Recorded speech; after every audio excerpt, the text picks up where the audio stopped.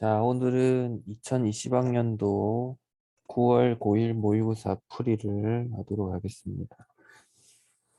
자, 16번에서 20번 질문은 이제 은행의 역할, 그리고 대차 대조표에 관한 이야기들을 하고 있는데, 간단하게 한번 살펴보면서 이야기하도록 하겠습니다. 첫 번째 단락은 은행의 그 탄생에 대해서 이제 이야기를 하고 있죠. 그래서 이제 예전에 금생업업자들이 이렇게 이제 그 금을 맡긴 사람들한테 이제 일정 부분을 남기고 수수료를 받아서 이윤을 챙겼던 그런 과정들을 얘기하면서, 그래서 금세공업자 했던 일들이 은행의 역할과 크게 다르지 않다라고 하면서 은행의 역할에 대해서 이야기를 하고 있습니다. 그래서 우리가 첫 번째 단락을 읽으면서 이해를 해야 될 것은, 이제 어떤 물건을 이제 맡았을 때 그걸 이제 맡아서 이윤을 창출하는 것들이 어떤 수수료를 통해서 생기게 되는데, 그게 이제 은행에서도 그런 역할을 하게 될 것이다. 그래서 이 두 번째, 세 번째 단락에서 이제 이야기하고 있는 것이, 이제 첫 번째는 금융중개 기능, 두 번째는 예금 창조 기능, 뭐 이렇게 이야기를 하고 있습니다. 그래서 금융중개라고 하는 것은 은행이란 곳이 이제 믿을 수 있을 만한 곳이죠. 그래서 그 어떤 그 자금의 수요자의 어떤 수익성도 보장해주고 안정성도 이렇게 보장해 줄 수 있는 곳이다라는 거. 그리고 이제 두 번째로는 예금 창조 기능인데, 이건 다른 말로 신용 창조라고도 한다. 왜냐하면 이제 아까 금세공업자의 이야기에서도 나와 있지만, 금의 일부만 지급 준비용으로 보유를 하면 나머지는 다른 사람에게 대출을 해줄 수 있는 게 아까 첫 번째 단락에서 가장 중요한 어떤 대목이었죠. 그래서 금 30%만 남겨놓고 70%는 다른 사람이 빌려다가 그 필요한 곳에 쓸 수 있게 이렇게 한다. 그렇게 하면 이제 어떻게 됩니까? 통화량은 한층 더 늘어나게 되죠. 그래서 이제 그 통화량이 처음에 몇 배 크기로 늘어나게 됩니다. 근데 여기서 이제 중요한 부분이 하나 나오죠. 이렇게 이제 새롭게 만들어진 어떤 예금이라고 하는 것은 누군가에게 빌려서 생긴 빚이기 때문에 갚아야 할 빚도 늘어난 상황이다. 그래서 그 마지막 네 번째 마지막 단락에 교환의 매개 수단으로 쓰이는 화폐의 양이 늘어난 거, 통화량이 늘어난 거는 맞지만, 이 통화량이 늘었다고 하는 것이 경제가 부유해진 것은 아니죠. 화폐를 단순히 많이 찍어낸다고 해서 이제 부자가 된다, 그 국가가 부유해진다, 이렇게 되는 건 당연히 그렇게 볼 수 없죠. 오히려 화폐를 찍어내면 그 통화량이 늘어나는 것에 반비례해서 어떤 그 화폐 가치는 떨어지게 되겠죠. 근데 지구상에서 유일하게 화폐를 찍으면 찍을수록 부자가 되는 나라가 딱 한 군데 있습니다. 미국입니다. 미국 같은 경우는 달러가 이제 우리 기축통화라고 하는 것은 기준이 되는 통화인데, 그런 기축통화를 가지고 있기 때문에 미국 같은 경우는 달러를 찍을수록 계속 부유해지는 그런 나라 중에 하나입니다. 자, 그래서 이 다섯 번째 단락에서는 이제 중요한 것이 나오는데, 대차대조표가 나옵니다. 어렵지 않습니다. 왼쪽은 자산, 오른쪽은 자본 및 부채에 관해서 이야기를 한 건데, 이 왼쪽과 오른쪽을 이제 차변과 그 대변이라고 이야기를 합니다. 여기도 나와 있는데, 그래서 이제 차변과 대변이 이제 합계가 같아야 돼요, 총계가. 그래서 이제 여기서 보면 뭐 대출, 유가증권, 기타 자산 이런 것들이 자산이고, 이제 은행이 이제 고객들이 그 가지고 온 예금이 어떤 부채에 해당이 되겠죠. 왜냐면 이제 지급준비금 300만 놔두고 이 1,500 중에서 1,200은 대출을 통해서 이제 신용 창조를 해내죠. 그렇기 때문에 이건 자본 및 부채에 해당이 된다, 이렇게 볼 수 있습니다. 그래서 이렇게 자산이 운영되는 형태에 대해서 이렇게 이제 선생님 방금 얘기한 것처럼 이야기를 해놨고, 여섯 번째 단락에서, 그래서 이제 그 일곱 번째 단락에서는 은행이 어떻게 이득을 얻을까? 당연히 이제 예상 가능한 대로 이자를 통해서 이제 예대금리 차, 그러니까 이제 예금 이자율은 뭐 예를 들면 뒤에서 문제에서도 나오지만 뭐 예금은 2%, 그래서 대출 금리는 4%. 그러면 이제 금리 차이가 2%가 발생하죠. 그러면 이제 이거를 바탕으로 수익을 얻게 된다, 이렇게 이야기가 나오고 있습니다. 뭐 크게 어렵지 않은 질문이었다, 이렇게 말씀드릴 수 있겠네요. 자, 16번 답이 2번인데, 자, 예금은 부채 성격이 같기 때문에 대처대조법이 기타 부채로 나온다라고 하는데 기타 부채 아니고 여기 예금이라고 정확하게 적혀 있죠. 그래서 이번이 이제 표만 잘 해석하면 맞출 수 있는 문제였습니다. 자, 그리고 17번은 답이 5번인데 자, 기억에 대해서 이제 요 금 제공업자가 했던 일과 오늘날의 은행이 하는 일을 비교하고 있는데 금을 맡기는 사람에게 사례를 하는 것. 그러니까 이것은 은행으로 따지면 예금에 대해서 이자를 지급하는 것이라고 봐야 되겠죠. 대출에서 이자를 부과한다. 이건 적절하지 않은 설명이다. 이렇게 보시면 될 것 같네요. 자, 그리고 니은 한번 봅시다. 자, 니은 아까 선생님 잠깐 설명하고 갔는데 이 교환의 화폐 양이 늘어나게 되면 경제 유동성이 증가하지만 경제가 부유해지는 것은 아니다라고 얘기를 했죠. 그래서 그렇게 적절한 이유를 추론한 것은 이제 재화 서비스 위주 구입할 수 있는 능력이 커지게 되죠. 우리가 이제 빚을 지고 뭐 자동차 할부 같은 것들도 마찬가지인데 그러면 이제 원래 내가 가지고 있는 금액이 3천만 원밖에 없는데 외제차를 사고 싶어서 3천만 원을 대출을 받아서 외제차를 샀다. 그러면 우리가 이제 6천만 원짜리 차를 내가 3천만 원밖에 없는데 차를 살 수 있게 되죠. 하지만 어떻게 됩니까? 이거는 내가 갚아야 되는 빚이죠. 빚이 되죠. 그 36개월 할부, 뭐 60개월 할부 이런 식으로 해서 갚아야 되는 그런 부채가 됩니다. 그래서 여기서 니은을 정확하게 이제 추론해낸 것은 5번이다. 이렇게 보실 수 있겠네요. 자, 19번은 계산 문제인데 뭐 그렇게 어렵지 않습니다. 한번 해보시면 되는데 자, 자산이 1,000억이고 그중에 예금이 900억입니다. 그리고 100억 원은 자본금을 조달했다. 그래서 모든 자산이 1,000억으로 되고 자, 예금은 2% 금리, 대출은 4%입니다. 그러면은 은행이 가져가는 예대금리 차에 따른 이득이 있겠죠. 그러면 이제 대출 금리가 4%니까 요거가 은행의 어떤 이득이 될 것이고 그리고 이제 예금을 한 고객들한테 줘야 되는 이자가 있겠죠. 그래서 22억 원의 수익이 발생했다고 합니다. 12억 원의 경상 운영비는 이제 뭐 예를 들면 은행에 있는 직원들 월급도 줘야 될 것이고 월세도 내야 되고 그리고 뭐 전기세 같은 것들도 내야 되겠죠. 그래서 이제 22억의 수익에 12억을 빼면은 10억 정도가 순수익이 났겠다 이렇게 생각할 수 있겠네요. 그래서 1번은 이 영업이익이 10억이다 이렇게 볼 수 있겠죠. 영업이익이라고 하는 것이 순이익을 이야기합니다. 영업이익이. 자, 그 다음에 2번은 수익 22억이다. 그래서 예금으로 자금을 조달하고 대출로 자금 운용하여 발생한 것이다. 맞죠? 그리고 3번도 맞는 내용이고 4번 같은 경우는 대출 손실이 12억 원. 우리가 지금 순이익이 아까 10억이었다라고 얘기를 했죠. 근데 대출 손실 12억이 발생했다. 대출 손실이라 하면 이제 대출을 받은 사람들이 대출을 갚지 않은 사고가 난 거겠죠. 그러면 마이너스 2억 원이 되니까 은행의 자본금이 잠식된다. 이렇게 볼 수가 있겠다. 그죠? 자, 5번은 이제 아예 틀린 설명인데 이 평균 2% 예금금리를 올린다. 그러면 이제 이것과 지점의 조직을 유지하기 위한 비용 이건 둘은 상관관계가 전혀 없죠. 그래서 5번이 틀렸다. 이렇게 보시면 될 것 같습니다. 자, 뭐 20번은 답이 1번인데 이 1번에서 설명하고 있는 건 조정에 관한 이야기다. 그래서 A는 조성인데 조성이란 뜻은 무언가를 만들어서 이룬다 이렇게 보시면 되겠어요. 자, 21번에서 25번은 시랑 그다음 정약용의 수필이 실려 있는데 양이 조금 많다 보니까 여러분들이 푸는데 조금 힘들어 할 수도 있었겠다 이런 생각이 듭니다. 이제 9월 달 정도 이렇게 넘어오게 되면 모의고사가 이제 조금 어려워집니다. 예전에 이제 보던 것보다도 조금 더 어려워지고 그래서 한번 보겠습니다. 윤동주의 눈 오는 지도. 순이가 떠난다는 아침에 못할 마음으로 여기서 이제 시적 화자가 그리워하는 사람이 순이라는 것을 금방 파악을 할 수 있습니다. 자, 그리고 어떤 한방눈이 내려 슬픈 것처럼 창밖에 아득히 깔린 지도 위에 덮인다. 그래서 이 여기서의 한방눈은 어떤 순이를 떠올리게 하는 화자의 어떤 상념을 불러일으키는 매개체이죠. 그리고 순이가 떠났기 때문에 돌아다 보야 아무도 없다. 그래서 어떤 화자의 막막한 심정을 드러내고 있죠.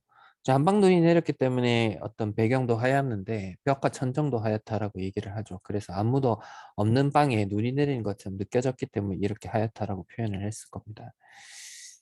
자, 정말로 잃어버린 역사처럼 훌훌히 가는 것이냐라고 이야기를 했습니다. 여기서 한 세 가지 정도를 볼 수가 있는데, 첫 번째는 임을 잃은 화자의 상실감을 볼 수가 있고요. 두 번째는 이 지금 윤동주 시인이 일제강점기 하에 시인이라는 것을 우리가 알 수가 있죠. 그래서 여기의 역사적 배경을 봤을 때 주권을 빼앗긴 식민지 시대의 조국을 이야기하는 것이 아닐까라고 생각할 수도 있고, 세 번째는 삶의 터전을 잃고 떠도는 우리 민족을 이야기하는 거다, 이렇게 볼 수도 있겠습니다.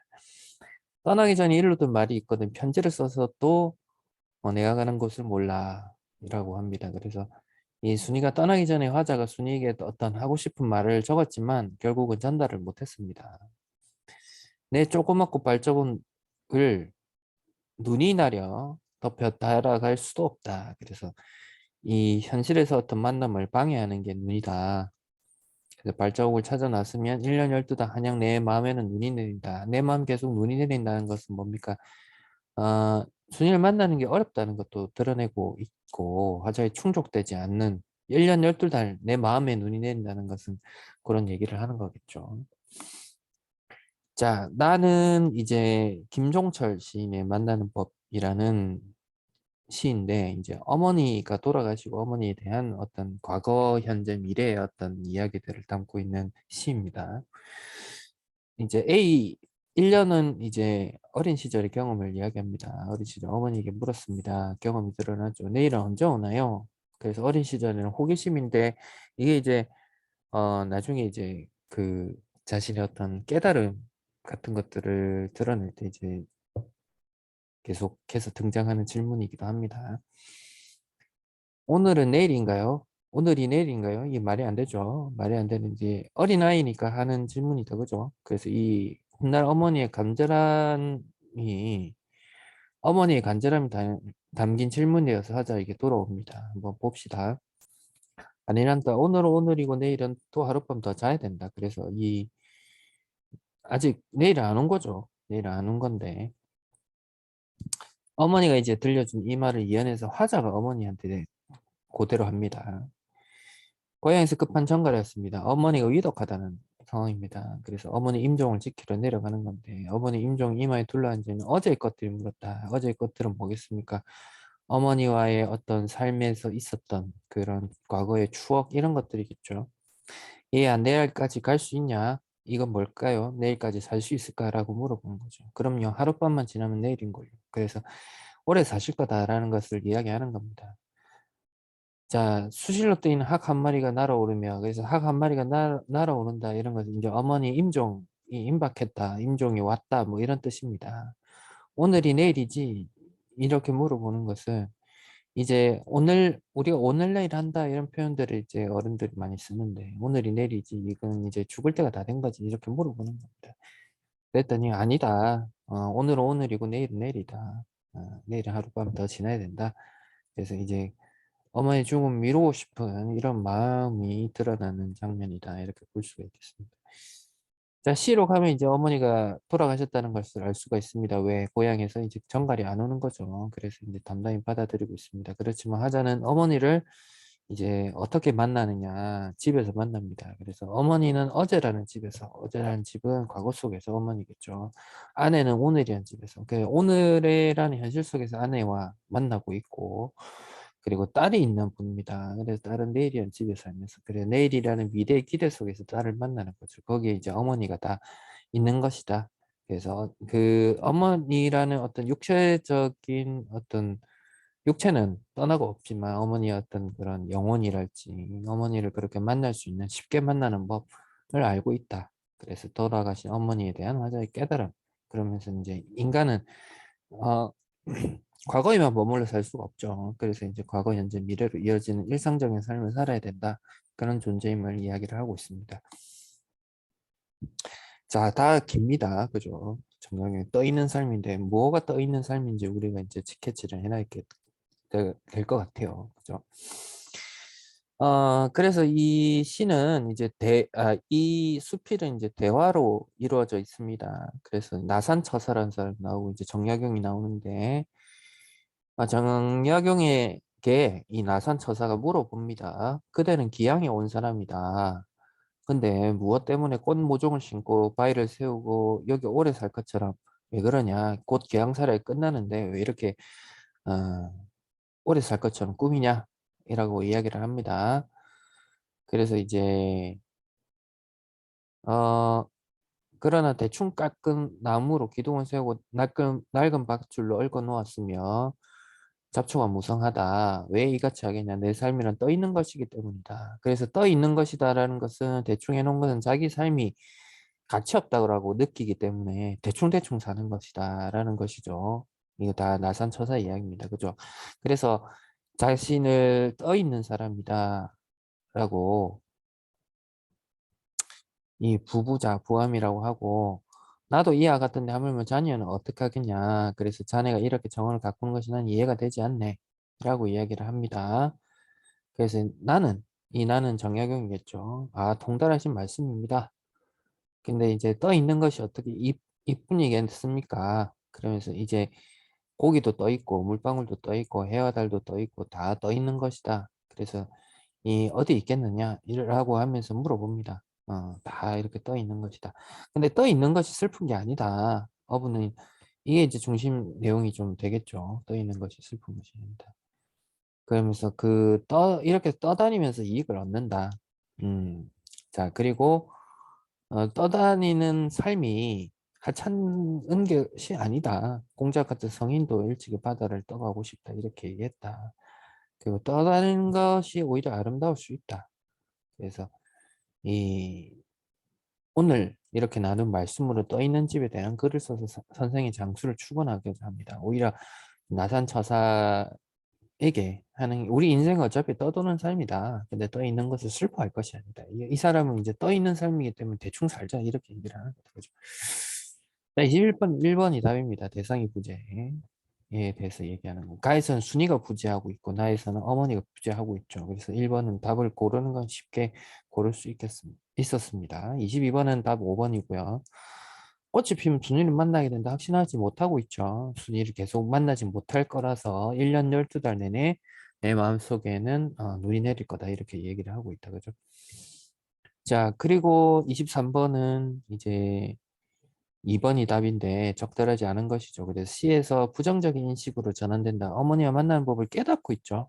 그래서 부정적으로 인식이 전환된다. 이렇게 보기는 어렵습니다. 자, 24번은 1번이겠죠. 편지와 달리 정갈은 하늘을 만나는 계기가 되는 소재다. 그래서 그렇게 24번도 좀 보시면 될 것 같고 25번은 답이 5번으로 보면 될 것 같아요. 그래서 이 글쓴이 정약용 같은 경우는 이런 가변적인 상황을 슬퍼하지 않고 자기의 삶을 즐기고 있다 이렇게 보시면 될 것 같아요. 네, 뭐 그렇게 문제는 어렵지 않았다 이렇게 보시면 될 것 같고 26번에서 28번은 이제 현대 소설입니다, 그죠? 그래서 이기호 그 작가의 권순찬과 착한 사람들입니다. 그러면 우리가 이제 제목에서 권순찬이 주인공이고 착한 사람들이 주변 인물이다 이렇게 파악을 할 수 있을 겁니다. 그죠?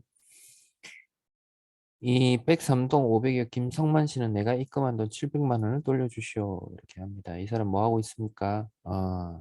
피켓 시위라고 이제 이런 시위를 그래서 부스스한 어떤 남자에 대한 외양을 묘사하고 있고 여기서 주인공은 1인칭 관찰자로 이 남자를 이렇게 보고 있습니다. 나는 운전 중에 이 사람이 쓴 대자보를 봤습니다. 이 사람은 뭐 하고 있을까 궁금해합니다. 그렇지만 뭐다? 남과 남사에 벌어진 일이다. 그래서 개인주의적 성향이 강한 나는 남자에게 별다른 관심을 보이질 않습니다. 그래서 이렇게 이제 자신이 뭐 어떤 것들 기사를 읽고 통화를 했고 이런 것들 남자를 잊을 수 있었다. 이건 뭡니까? 자신의 일과를 서술함으로써 뭐 이 사람의 이야기는 별로 중요하지 않았다. 이런 얘기를 하는 거죠. 하지만 저러다 말개치했던 남자가 계속해서 이렇게 침낭을 깔고 이 달라진 환경을 통해서 남자의 생활을 추측해 보고 있습니다. 근데 이제 남자는 여전히 말이 없고 아파트 안으로 들어온 일도 없고 사람에게 말을 거는 일도 없었습니다. 그렇게 해서 이제 권순찬이라는 사람이 이 누군가를 불편하게 만들고자 한 것은 아니다라는 것을 알 수가 있는데, 이마트 사장님이 이 사정이 좀 딱하게 됐더라라고 하면서 이야기를 합니다. 그래서 이제 하는 이야기가 뭐 이렇게 사채를 썼는데 200만 원이 400만 원이 되고 600이 700까지 됐다. 그래서 이제 그것만이 문제가 아니라 그 자기도 어디서 이제 이 700을 빌려서 갚았는데 어머니도 그걸 700 갚았다는 거죠. 그래서 모두 합계가 이제 1,400만 원이 됐는데 700만 원 되돌려 주지 않아서 다시 돈을 돌려달라라는 차원에서 이제 대자보를 들고 있는 겁니다. 그죠? 자, 그래서 그 남자는 이 돈을 돌려받기 위해서 몇 달 동안 대접을 든지 밖에서 생활을 했습니다. 그래서 사람들이 이제 좀 딱하게 여기고 있죠. 그래서 이 500의 할머니 나설지 않을 것 같으니까 우리가 직접 하자라고 합니다. 그래서 여기 이제 500의 김성만 씨가 있는데, 그래서 이 남자가 어디로 갈까도 이제 궁금해 합니다. 아까까지는 몇 달 전에는 이제 관심이 없었죠. 그래서 인천으로 갈 거다. 이거는 마트 사장님이 인천 세차장에서 일했다는 정보를 바탕으로 이야기를 했기 때문에 인천으로 돌아가지 않을까 생각을 하는 거고. 그래서 이제 입주민들이 대신 돈을 마련해 줍니다. 집배로 700만 원을 마련해가. 그래서 이 권순찬 씨 권순찬이라는 이름이 이제 처음 등장을 하게 되는데, 근데 이 사람이 거부를 합니다. 입주민들은 이제 이 돈을 받고 이 사람이 나가기를 바랬는데, 전혀 다른 반응을 합니다. 그래서 500여 할머니 대신 전해드는 겁니다. 라고 이야기를 해도 원래 그 할머니한테 돈을 받을 생각이 없다. 김성만 씨를 만나러 온 거다. 그러니까 이 사람은 김성만을 만나서 문제를 해결하는 걸 궁극적 목적으로 삼습니다. 근데 이 사람들이 이제 이렇게 돈을 안 받으니까 이제 오해를 하게 됩니다. 성의를 무시해서 되겠냐. 그렇게 하면서 애꿎은 사람에게 화를 냅니다. 그래서 마지막에 보면 700만 원에 대한 이자를 받는 소문을 돈다. 그래서 입주민들의 어떤 생각이 달라졌다. 이 사람이 이제 돈을 목적으로 더 받으려고 700만 원 가지고는 안 된다. 이렇게 해서 이제 그렇게 하는 게 아니냐라고 이제 생각을 하는 거죠. 16번은 이제 답이 3번입니다. 그래서 윗글의 내용과 일치하는 것은 요 부분이 이제 중간에 있습니다.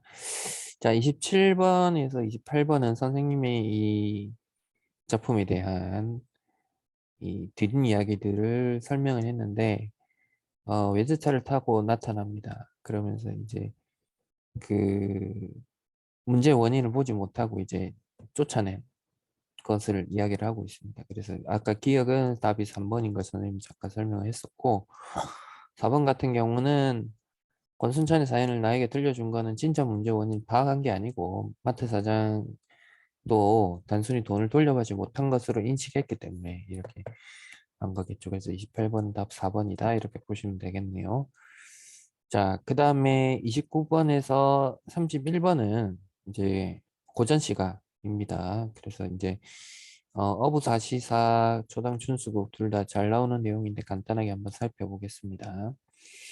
자, 어부사시사라고 돼 있죠. 사시, 네 개의 계절을 이야기하는 겁니다. 그래서 보시면 춘, 하, 추, 동, 봄, 여름, 가을, 겨울 이렇게 설명이 나와 있죠. 이 정도 한자는 알죠. 그래서 여기 29번에 뭐 이런 선지는 등장하지 않았지만 계절의 변화에 따른 시상을 전개하고 있다라는 뭐 이런 설명이 등장하면 그거를 맞출 수 있어야 됩니다. 그죠? 자, 석양이 비껐으니 그만하고 돌아가자. 돈 내려라, 돈 내려라. 그래서 시간이 경과했다는 것을 알 수 있고, 돈 내려라 이런 거는 여음구라고 봐야 됩니다. 여음구라는 것은 이제 뜻없이 이제 이렇게 남아있는 남을 여자를 쓰거든요. 남아있는 음을 얘기한다. 이제 우리가 이제 팝이나 우리 케이팝으로 예를 들자면 이렇게 베이비 뭐 one more time 이런 식으로 얘기하는 것들 뭐 이런 것들로 보시면 됩니다. 영구는 버들이면 물가에 꽂힌 굽이굽이 새롭구나. 그 마지막 마지막 줄이 이제 많이 나오는, 아니, 고전시가에서 많이 등장하는 표현 중에 하나인데, 삼공이라고 하는 것은 이제 영의정, 좌의정, 우의정,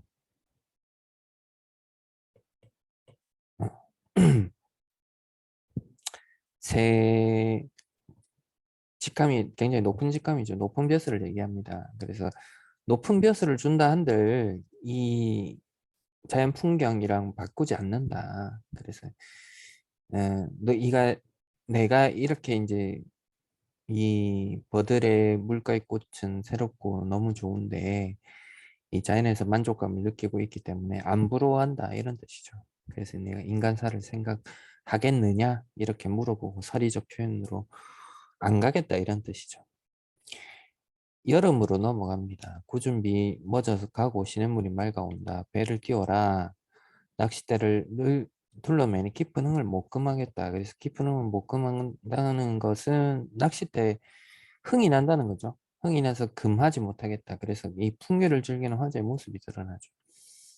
영광의 첩장은 니라서 그려낸 거. 그래서 이 영광이라고 하는 것이 밑에 설명이 나 있죠. 안개 낀 강. 첩장이라는 거, 첩첩산중이란 말 들어봤죠. 그래서 이제 첩장이라는 것은 이제 산봉우리가 많이 있는 것들. 그래서 하자를 둘러싼 자연환경에 대해서 감탄하고 있습니다. 누가 이거 그려냈냐? 이건 누가 그려냈어? 왜 이렇게 아름다워? 이런 거죠. 음, 막 화내고 있습니다. 그래서 자연이 누군가 그려낸 것처럼 아름답다. 이렇게 이해를 하시면 됩니다. 자, 물에 좋은 일이 어부생이 아니냐. 그래서 인간 물외라는 것은 물은 이제 이 물질 그리고 인간이 사는 세상 이렇게 생각하면 되는데 외죠 바깥이죠. 그러니까 뭡니까 자연이겠죠. 인간 세상과 대립된 자연이고 화자가 지향하는 공간이겠죠. 그래서 물에 좋은 일이 어부생이 어부생이가 제일 좋다. 어옹 그래서 고기 잡 늙은인데 옹 웃지 마라 그림마다 그렸더라. 그 늙은이 이를 비웃지 마라 이런 뜻이죠. 사시의 흥이 한 가지는 추강이 어뜸이라 그 사계적인 흥이 나니까 그 모두 흥치가 있지만 추강 가을의 강이 어뜸이다 라고 이야기를 합니다. 물가의 외로운 솔 그래서 그 소나무는 겨울에도 변함없이 푸르는 존재죠. 그래서 화자의 모습이 투영되어 있습니다. 감정이 예비되어 있고 험한 구름을 탓하지 마라 세상을 가리운다. 그래서 이 구름이 껴있으면 세상이 잘 안 보이죠. 안개 끼고 이러면 지금 장마철이라서 안개 자주 끼고 하는데 근데 그것을 탓하지 말라는 거죠. 왜? 속세를 가려다 주기 때문에 오히려 긍정적인 존재죠. 그럼 여기서 드러나는 거 뭡니까? 이 사람이 인간 세상을 멀리하고자 하는 화자의 태도가 드러난다. 그죠? 그래서 마지막에도 그렇게 얘기하죠. 파랑성은 물결소리인데 물결소리를 싫어하지 마라. 진원을 막는다. 진원이 뭐라고 돼 있습니까? 속수의 시끄러운 것을 막고 있다. 이런 비슷한 표현이 그 신라시대 육두품이었던 최치원의 그 시에도 이렇게 좀 비슷한 표현이 드러납니다. 자, 그 다음에 초당 춘수국도 뭐 간단하게 한번 보겠습니다. 그래서 초당 늙은 날에 깊은 잠 겨우 깨어서 가가 이제 그 어떤 그 자연의 흥취에 대해서 이야기를 했기 때문에 나도 그와 비슷하기에 나오겠다라는 것을 우리가 짐작하면서 시를 읽을 수가 있겠죠. 봄바람, 계절감을 드러내고 있죠. 원계이라고 하는 것은 멀 원자고 손님 객자죠. 그래서 먼 곳에서 온 손님, 자기 자신을 일컫는 겁니다. 그래서 그 농부들, 봄이 왔으니까 이제 농부들이 일을 해야겠죠. 이 잠을 깨어서 생각해 보니까 이 세상 모든 일이 다 허랑하다. 그러니까 허무하다. 그 왜 그렇게 생각하는가? 공명이라는 것은 이 사람이 이제 그 벼슬길에 나아가지를 못했습니다. 그래서 때가 늦어서 백발은 김이춘 늙어버렸다는 거죠. 산업은 뭡니까? 이 사람 장사하는 건데 꾀가 없어서 초가진 몇 칸이라 그래서 하자 처지가 좀 그렇게 좋지가 않다라는 거죠. 백화주 두세 간, 두세 잔, 그러니까 술을 마시는 거죠. 그래서 이제 산수의 정이 들어서 이제 자기 어떤 그런 후회스러운 사실 어떤 뭐랄까요? 삶이 조금 드러났다가 시상이 전개가 됩니다. 이제 술 마시면서 시상의 전환이라고 볼 수가 있겠습니다. 그래서 이제 홍도벽도 남파란데 활짝 피어 있는데 지팡이 짚고 들어간다. 그래서 이제 백운도 껴있고 별천지가 여기로다 이러면서 자연의 삶에 어떤 그런 근심 걱정에서 벗어나는 거죠. 그러면서 타경대는 이제 갓끈을 씻는 곳, 우리 양반들이 쓰는 갓 있죠. 그 갓끈도 잠깐 씻으면서 쉬고, 세심대, 마음을 씻는 곳. 그래서 세속가에 단절을 하는 곳이죠. 그래서 아까 이제 속세된 미련이 좀 있습니다. 이상 공명을 추구했으나 이루지 못했기 때문에 뜻을. 그래서 이루지 못하고 산수를 돌려보면서 자연을 즐기는, 그래서 애상감이 해소되는 그런 것들이 좀 나오고 있다. 이렇게 보시면 되겠네요. 자, 29번은 3번으로 보면 되겠죠. 그래서 뭐 양탄적인 표현들 여기 많이 드러나고 있죠. 뭐 여기도 드러나고 있고, 그죠? 그렇게 해서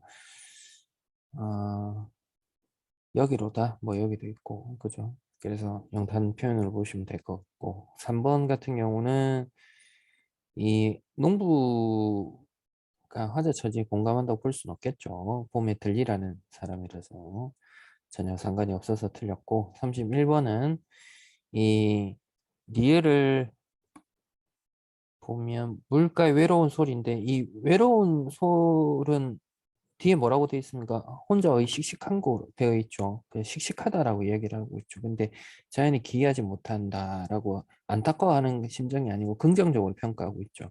소나무는 대체로 이제 시조에서 긍정적으로 평가합니다. 그죠? 이렇게 푸르름이 변치 않는 그런 존재로 우리가 여겨지고 있기 때문에 이렇게 보시면 될 것 같아요.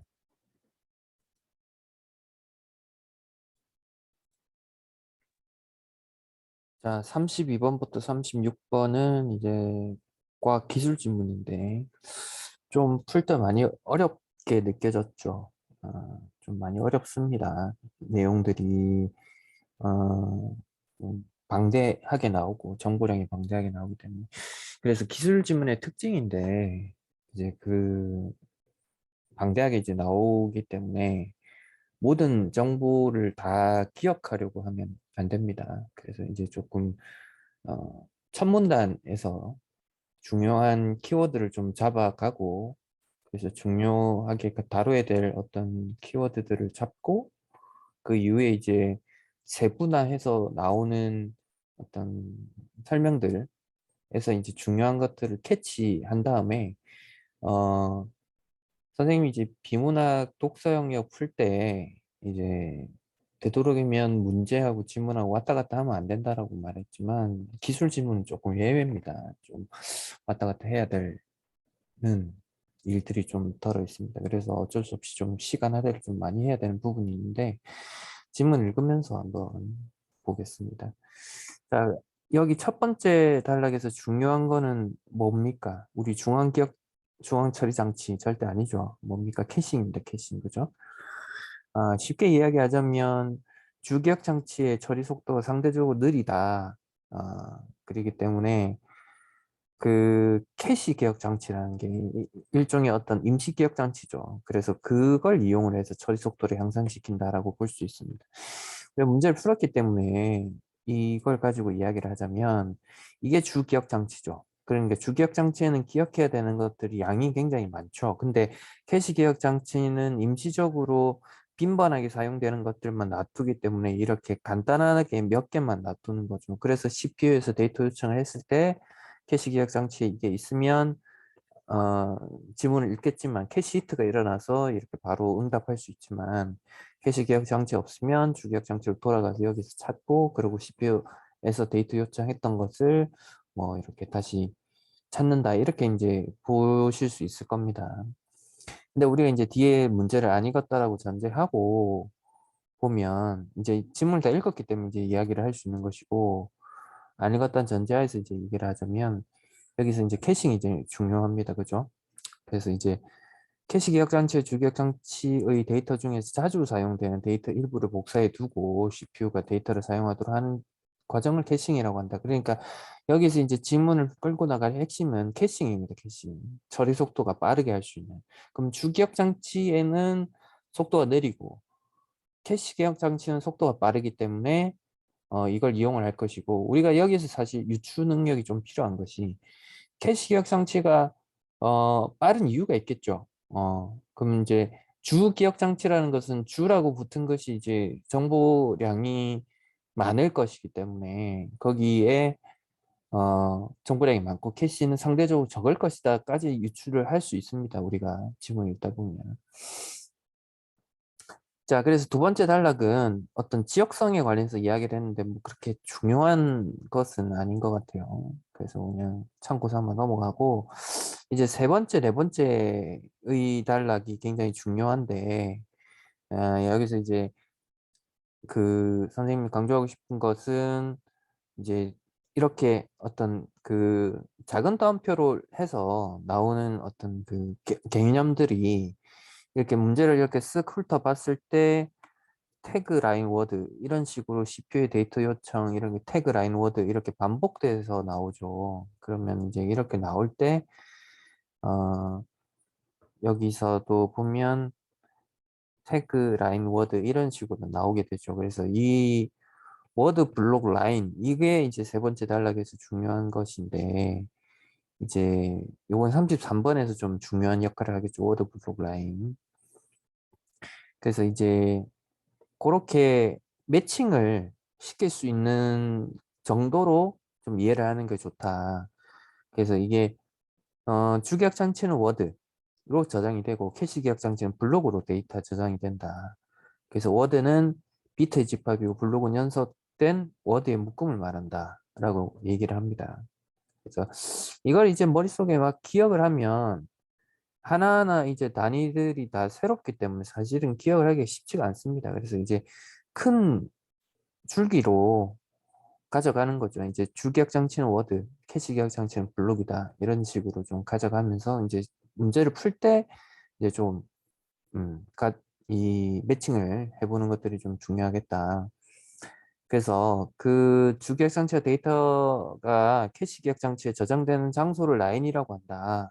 라고 합니다. 그래서 이제 그 라인에 여기 보면 라인이 나와 있는데 여기도 라인이 있죠. 그래서 이 여기 캐시 기억 장치에 라인에 이제 저장이 되니까 제일 먼저 이게 그 매칭을 시키는 게 이제 라인이 될 겁니다. 왜냐면 캐시 기억 장치에 저장된 장소를 얘기했기 때문에. 그래서 캐시 기억 장치는 하나의 라인에 하나의 블록이 들어갈 수 있도록 설계되어 있다.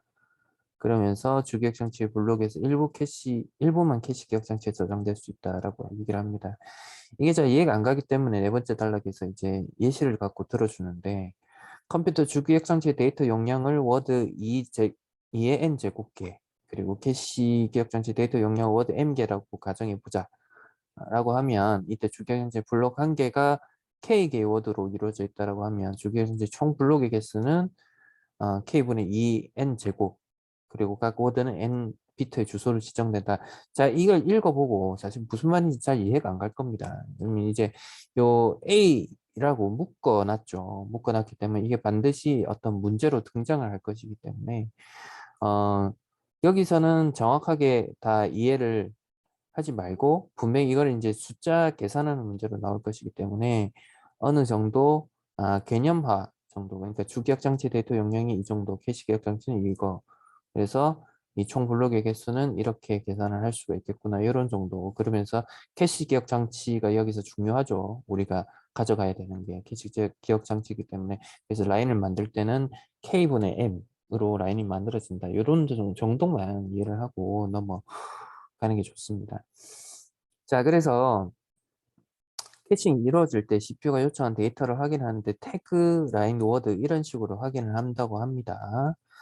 자, 그리고 여섯 번째 단락에서는 직접 매핑을 하게 되는데 이 B에서 설명을 하고 있는 게 이제 태그, 라인, 워드 이렇게 필드로 이루어진 주소를 이렇게 해서 이제 태그 요청 주소 값을 비교를 했을 때 이게 일치하면 캐시 히트라고 하고 그게 일치하지 못하면 캐시 미스가 일어난다라고 합니다. 이제 그걸 이제 문제에서 사례로 들고 있죠. 그래서 이제 그게 캐시 미스가 났을 때는 그래서 이제 데이터를 CPU에 보내주고 그 라인에 다른 블록이 저장돼 있으면 그 블록을 지우고 새롭게 가져온 블록을 저장한다라고 합니다. 그래서 이제 일곱 번째는 이제 직접 매핑에 대한 어떤 그 장점 그리고 단점에 대해서 이야기를 하고 있습니다. 그래서 이제 그 정도로 살펴보고 32번을 보면 그 답은 3번인데 캐시 기억 장치에 저장된 데이터가 반복적으로 사용되어 캐싱의 효율성이 높아진다. 맞는 이야기죠. 그래서 답은 3번으로 보시면 될 것 같고, 그리고 이제 33번 같은 경우는 계산 문제인데, 자, 보시면 64개 워드가 있고 하나의 블록이 4개 워드로 이루어져 있다.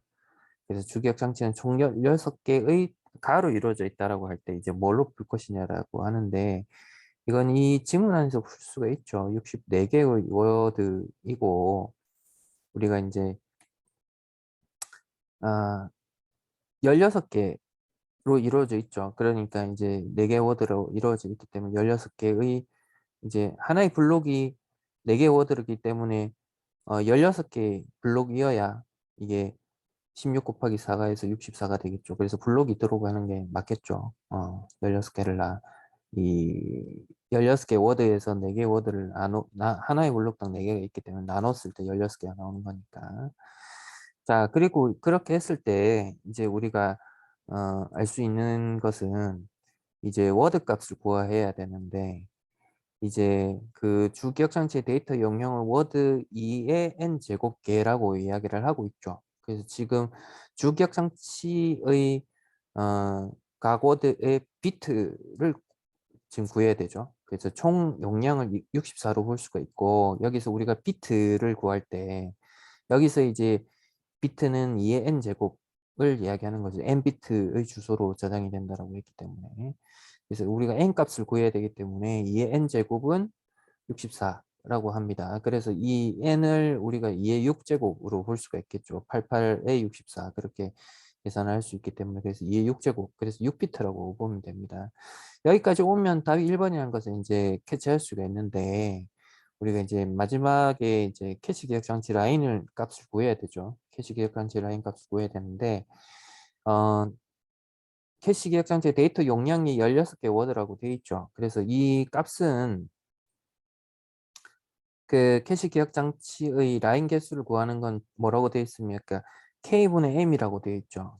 그래서 여기서 그 K 값은 이제 각 라인에 있는 어, K 워드 값이 될 것이고, 그리고 M은 총 용량이 되겠죠. 그래서 데이터 용량이 16개이기 때문에 분모 값에는 16이 들어가야 될 것이고, 그리고 각 워드는 이제 몇 개로 되어 있습니까? 4개 워드로 되어 있죠. 그렇기 때문에 16, 4분의 16 이렇게 해서 값은 4개다. 이렇게 계산을 할 수가 있습니다. 조금 이렇게 까다롭습니다. 이렇게 쉽게 풀 수 있는 건 아니고 조금 어려운데, 요 가나까지만 잘 왔으면 또 풀 수가 있었던 여지가 있지 않나 라고 생각을 합니다. 자, 그리고 34번이 3점짜리 문제인데, 그냥 보면 어렵습니다. 어려운데 이 길을 따라가는 방법을 알면 쉬워요. 자, 뭐냐면 CPU가 데이터를 요청을 했죠. 그래서 이 선지에 따라서 갈 수도 있는 건데,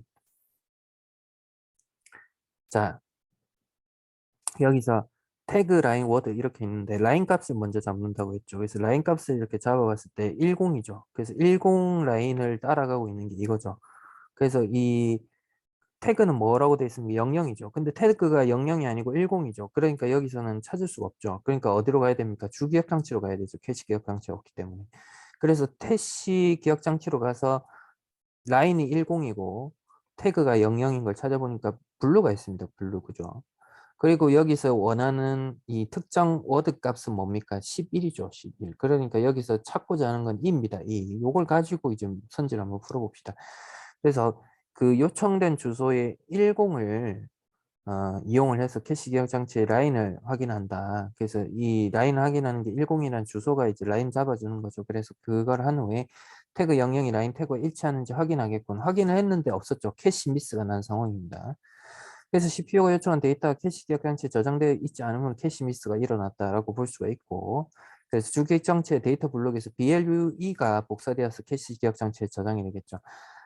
그래서 이제 원래는 GOAL, 골이 이 자리에 있는데 이게 이제 지워지고 이 자리에 이제 BLUE가 들어가게 되겠죠. 그러면서 이 캐시 계약 장치에 의해서 최종적으로 CPU에 보내진 데이터는 뭡니까? 워드 12를 요구했기 때문에 2가 들어가겠죠. 그래서 1, 2, 3, 5번이 답이 맞고 4번이 틀렸다라고 볼 수 있는데 4번은 캐시 계약 장치 라인 01 캐시 장치의 라인 01에 있는 게 제외되는 게 아니고 뭐가 제외가 됩니까? 라인 10에 있는 데이터 블록이 삭제가 되겠죠. 그렇기 때문에 틀렸습니다. 그래서 이걸 이제 정확하게 이제 지문을 이해한 상태에서 이게 이렇게 플로우가 흘러가는 것에 대해서 우리가 이제 이해를 해야 풀 수 있는데 그걸 이해하지 못하면 좀 어렵게 풀 수밖에 없다. 자, 35번 문제는 답이 이제 4번입니다. 여기 이제 보시면 완전 연관 매핑은 검색 시간이 가장 오래 걸린다고 하죠. 비용도 높다라고 하죠.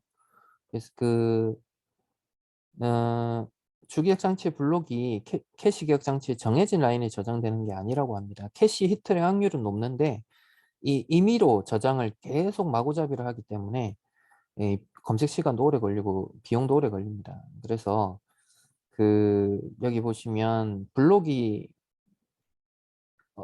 교체될 때 어떤 블록을 삭제할지 결정하는 아까는 뭐였습니까? 이제 그 라인을 잡아서 그 라인에 해당하는 그게 없으면 주기억 장치에서 데리고 와서 얘를 삭제시키고 했는데 이건 이제 그런 알고리즘이 아니기 때문에 블록 교체 알고리즘이 별도로 필요하다고 하죠. 그래서 답은 4번이죠. 어, 니은과 달리 기억을 라인을 지정해서 블록을 저장한다 이렇게 봐야 되는 거고 그래서 3번은 이 블록 교체 알고리즘 필요한 건 니은이죠. 그리고 회로 구조 복잡한 거는 니은이 그렇게 해당이 되고 1번 같은 경우는 둘 다 태그 필드는 있고 2번은 이제 오래 걸린다는 단점이 있습니다. 36번 따로 풀이 안 하고요. 자, 37번부터 41번은 이제 그 한나 아렌트가 이야기했던 것인데 요거는 이제 간단하게만 읽고 중요한 부분만 읽고 이제 문제 풀도록 하겠습니다. 그래서 그 정치에 관해서 정치 철학에 관해서 이야기를 하는데 거기서 이제 노동 작업 행위라는 세 가지 활동을 이야기를 합니다. 근데 이제 한나 아렌트가 생각한 노동이라고 하는 것은 우리가 이제 노동 지문들을 덜어 읽어봤을 때 어떤 뭐 마르크스나 이런 사람들이 노동의 그 가치에 대해서 굉장히 긍정적으로 생각하는 것과는 달리 한나 아렌트 같은 경우는 자기 보존의 수단에 불과하다라고 이야기를 합니다. 그래서 이 생산과 소비의 끊임없는 순환 과정에 종속되어 있다라고 약간의 어떻게 보면 폄하하는 그런 이야기를 하고 있습니다. 노동에 대해서. 그래서 작업 그리고 행위 이런 것들에 대한 이야기들도 보면 타인의 지속적인 현존을 전제 조건으로 삼는다라고 이야기를 하고 있습니다. 첫 번째 이제 단락은 이렇게 마무리가 되고 두 번째 단락에서부터 이제 중요한 개념이 등장하는 것이 이제 공적인 영역, 사적인 영역에 대해서 이야기를 합니다. 그래서 이제 그 고대 그리스의 가정과 폴리스 구분해서 찾는데 우리가 이제 중요하게 생각해야 될 것은 이제 한나 아렌트가 여성이고 그리고 이제 고대 그리스인들이 그 가정을 노동과 작업이 이루어지는 사적 영역으로 인식했고 가정에서 이루어지는 모든 활동은 필연성의 지배를 받는다고 이야기를 했습니다. 그래서 그 필연성의 구속을 받는다라고 이야기를 했는데 폴리스 같은 경우는 이 공적 영역의 행위가 이루어지는 자유 공간을 인식을 했다라는 겁니다. 그래서 그렇지만 이제 사적 영역을 부정하지는 않았고 그래서 가정에서 삶의 필요성을 충족한 시민들이 폴리스라는 공적 영역으로 나아갈 수 있었다라고 이야기를 합니다. 그러니까 이제 고대 그리스와 폴리스의 차이는 이제 가정에서 고대 그리스는 모든 것이 이루어졌고 폴리스 같은 경우는 공적 영역에서 어떤 정치 행위가 이루어졌다. 그래서 이제 가정에서 필요성을 충족했기 때문에 이제 밖으로 나갔다 이렇게 이야기를 한 거죠. 그래서 이걸 볼 때는 사실 폴리스가 훨씬 더 조금 뭐랄까요 합리적으로 보이죠. 그래서 왜냐면은 모두가 평등한 위치에서 각자 서로 다른 의견을 표현하고 공유하고 타인하고 이제 소통하고 그래서 이런 행위가 바로 정치라고 봤다라는 겁니다. 그래서 이제 이 고대 그리스인들이 공적 영역에서 행위를 통해서 자유를 실현한 것처럼 아렌트는 정치의 본질을 자유 실현이라고 생각을 했다라고 합니다. 그럼 여기까지만 보면 이제 폴리스에 관해서 이제 긍정적으로 평가를 한 것 같은데 한나 아렌트는 이제 좀 다른 관점에서 이제 진단을 합니다. 그런 데라고 돼 있죠. 근데 이제 그 폴리스 이후에 이제 사회가 출현을 했는데 사회가 출현하면서 이 정치의 의미가 왜곡됐다고 진단을 합니다. 그 왜 그렇게 생각을 했느냐. 그 사회를 경제적으로 이제 어 조직된 여러 구성원들의 거대한 가족 결합체라고 본 겁니다. 그래서 이제 고대 그리스에서 이제 가정 활동은 이제 모든 게 이제 가정 사적 영역에서 이루어졌는데 이 가정에서 경제 활동이 근대 사회로 이르면서 시장이 발달하고 이러면서 공적 영역으로 옮겨지면서 사적 이 사람이 불편하게 생각하는 것은 공적 영역과 사적 영역의 경계가 허물어진 것에 대해서 굉장히 불편하게 생각을 합니다. 그죠? 그러니까 엄밀하게 분리되어 있어야 되는데 이 고대 그리스에서 사적 영역에서 활동했던 것들을 이렇게 좀 잘 뭐 그 사적 영역에서 보는 것을 그냥 긍정적으로 봤는데 이 경계가 허물어진 게 안 좋다라는 거. 그러면 안 좋은 이유가 있을 거 아니에요. 그죠? 그 사람이 보는. 그래서 그 한나 아렌트가 보는 이런 이야기하는 사회 문제점은 행위가 일어날 수 있는 가능성이 배제된다. 이게 무슨 말인가 하면 이런 걸 행동이라고 부르는데 사람들이 이 공적인 공간에서 사적 이익을 추구하는 것을 말한다는 거죠. 우리가 이제 어 예전에 이제 뭐 국정농단 사태 이런 것들 인제 어떤 정권이 무너지고 뭐 아프리카 제3 세계 국가 이런 국가들을 보면 이제 탄핵이 되거나 쿠데타가 일어나게 되는 어떤 원인 중에 하나가 이 공적 영역에 이제 뭐 그 대통령실이나 이런 것에 이제 자기 개인적인 친분이 있는 사람들을 끌고 들어와서 이제 일을 맡긴다든지 이런 것들이 이제 문제가 되는 거죠. 한나 아렌트가 지적한 것은 바로 그 부분입니다. 그러니까 이게 이 공적인 공무원들이 이 사적 이익을 추구하면서 이 사회가 문제점이 생기기 시작한다라는 거죠. 그러면서 그 인간의 어떤 삶의 모든 것이 경제적인 가치가 지배를 하다 보니 이 근대 이후의 사회에서 사람들이 더 이상 다양한 관점을 가질 수 없다라는 거죠. 그러니까 다시 말하자면 자신의 경제적 이익 극대화를 위해서 행동을 하기 때문에 공적 영역을 추구하지 않는다라고 이야기를 합니다. 그로 인해서 이 모든 게 이제 시장 경제 논리에 따라서 움직이기 때문에 어떤 이 사람들이 하는 행동들 이 폴리스 이후에 출현했던 어떤 사회에서 그 사회 구성원들이 하는 행동들은 결코 이 앞에서 얘기했던 행위가 될 수가 없다는 거죠, 이 행동은. 음. 네, 다시 앞으로 가면 그 행위 노동이 있고 작업이 있고 행위가 있는데 행위는 타인의 지속적인 현존을 존재의 조건을 삼는다. 어. 그 타인이 이제 계속 있음으로 인해서 이제 나아가는 것들을 이제 행위라고 하는데 이 한나 아렌트가 볼 때는 행동과 행위의 차이점을 이제 이야기를 하고 있죠. 그래서 이 행동은 결코 행위가 될 수 없다는 거죠. 그러니까 행위가 훨씬 더 고차원적인 가치를 가지고 있다 이렇게 볼 수가 있겠죠. 그래서 이 행위의 가능성을 보존하고 자유 실현의 가능성을 오로지 공적 영역에서만 찾을 수 있는데 아렌트가 생각할 때는 이런 공적 영역을 회복해야만이 진정한 정치를 회복할 수 있다 이렇게 이야기를 할 수 있습니다. 한나 아렌트는 이제 철학과 3, 4학년 때 배우는 굉장히 어려운 내용들입니다. 근데 이제 고등학교 1학년 국어 지문에 나와서 이제 쉽게 이해하기는 어려웠을 겁니다. 자, 37번은 3번으로 보시면 되겠죠. 특정 철학자 한나 아렌트에 대한 이야기를 하고 있고 38번은 2번으로 봐야 되겠죠. 그래서 그 자유를 실현하기 위해서 개인의 행위를 강제한다 이렇게 보면 안 되겠죠. 평등한 위치에서 서로 의견을 공유한다 이렇게 보면 될 것 같고요.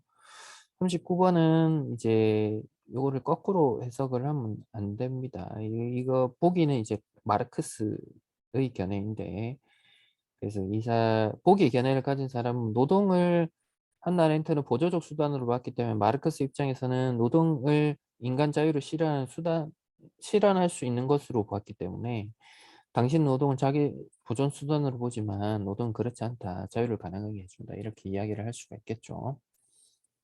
40번은 이 사회에 대한 이해를 적절하지 않은 것이라고 이야기하는데 시장 경제가 발달하면 뭐라고 했습니까? 공적 영역이 무너지기 때문에 제대로 된 그 행위를 할 수가 없고 그런 것이 가치가 무너진다. 이렇게 얘기를 했기 때문에 이 4번이 틀렸다라고 볼 수가 있겠죠.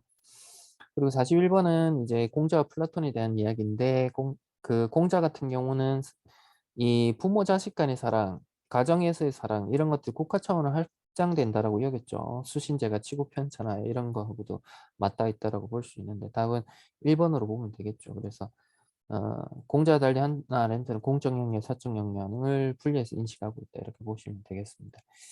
자, 다 왔습니다. 이제 마지막 최현전에 대해서 볼 겁니다.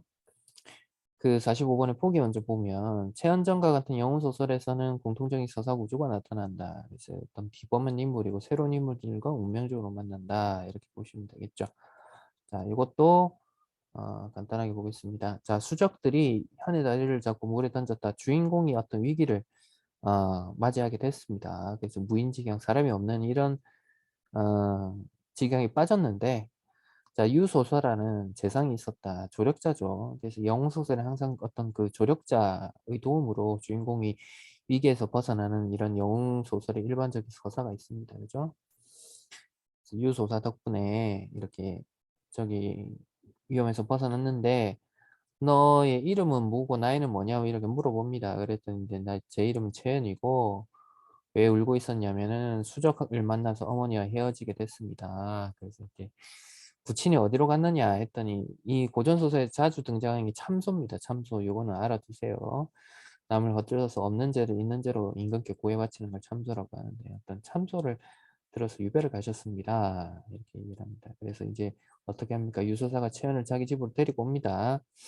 그래서 이제 꿈을 꾸게 되는데 꿈에서 이 초월적인 계시가 이루어지죠. 이 보통 아이가 아니니까 잘 키워라 뭐 이런 내용입니다. 그죠? 유수사 부인도 이제 마찬가지로 이런 것들 양자를 삼는데 동의하죠. 뭐 하늘에서 칠성이 떨어졌다라고 하니까. 근데 이제 유소사 부부가 죽습니다. 이 어떤 사건이죠. 그러면 주인공에게 위기가 또 닥치겠죠. 근데 또 한 도사를 만납니다. 그러면 이 도사가 어떻게 하겠습니까? 또 그 도움을 주겠죠. 그래서 뭐 천사검, 옥갑경 이렇게 두 개를 주는데 이 두 개가 칼과 책입니다. 근데 내가 이걸 지닐 수 없다. 겸손한 태도를 보이니까 이 하늘이 그대를 내셨다라고 얘기를 하죠. 하늘이 내린 사람이다, 당신은. 그러니까 어떻게 사양을 하냐. 그래서 그래도 또 거절을 하죠. 또 거절을 했더니 이 두 가지를 가지면 부귀 영화를 누릴 수 있다. 그러면서 이제 가져가라. 가져가고 그래서 멀지 않아서 상장군 절월과 대원수는 인신을 찰 것이다. 이게 무슨 얘기냐면 뒤에 가서 이제 설명도 나와 있지만 이제 그 최연이 어떤 큰 자리에 올라가서 어떤 승리를 하게 될 거다. 대원수의 인신이라고 하는 것이 원수라는 것이 이제 그 대장을 얘기하는 거죠. 그래서 제안을 수용할 경우에 너한테 좋은 일이 있을 것이니 상대방을 설득하고 있습니다. 그죠? 그래서 정녕 그러면 사양을 못 하겠습니다 하고 이제 받아들입니다. 그죠? 자, 그래서 뭐 이름을 물어봅니다. 이름 물어봤더니 어쩌고 저쩌고 했더니 어디로 갔는지 알 수가 없더라. 비현실적이죠. 자, 그래서 천서 옷값을 품고 남경으로 향합니다. 그래서 그 7년 전에 갔던 남경 순천부로 가게 되는데 자, 누구를 만납니다. 누구를 만나서 자, 그 사람이 먼저 물어봅니다. 남에게 적선한 일. 적선이라는 것은 뭐 거지 동냥할 때 이렇게 주고 이런 게 적선이에요. 그런 거 한 일이 있습니까? 그래서 아니 뭐 내가 구걸하고 다니는 사람인데 다른 사람은 구걸을 할 일이 있겠습니까? 7년 전에 금은보화로 사람 구제한 적 없습니까? 그러니까 아니 뭐 내가 이렇게 뭐 보니까 물가에서 울고 있어가지고 어떤 상인이 약간의 물건을 준 적 있다. 이랬더니 공자 나를 몰라봅니까? 제가 완삼입니다. 최연의 도움을 받은 사람이죠. 그래서 은혜 갚는 꿈을 꿨다. 그래서 뭡니까?